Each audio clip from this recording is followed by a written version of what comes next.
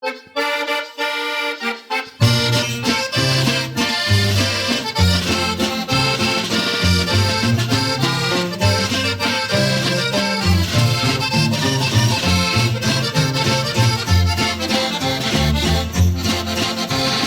domingo estando errando, se encontraron dos mancebos echando mano a sus fierros como queriendo pelear. Cuando se estaban peleando, llegó su padre de uno, hijo de mi corazón, ya no peleé con ninguno. Quítese de aquí, mi padre, que estoy más bravo que un león. No vayas a sacar la espada, que traspase el corazón.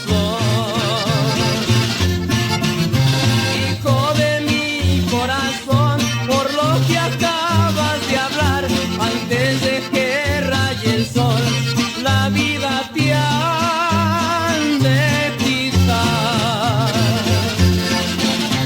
Lo que le encargo a mi padre, que no me entierre en sagrado, que me entierre en tierra bruta, donde me trille el ganado.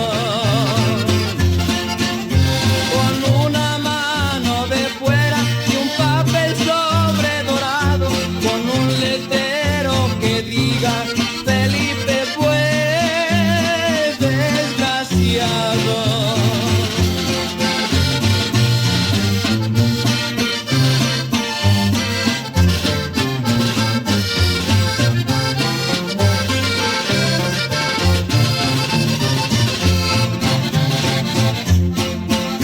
El caballo colorado hace un año que nació, ahí se lo dejo a mi padre por la fianza que él me dio.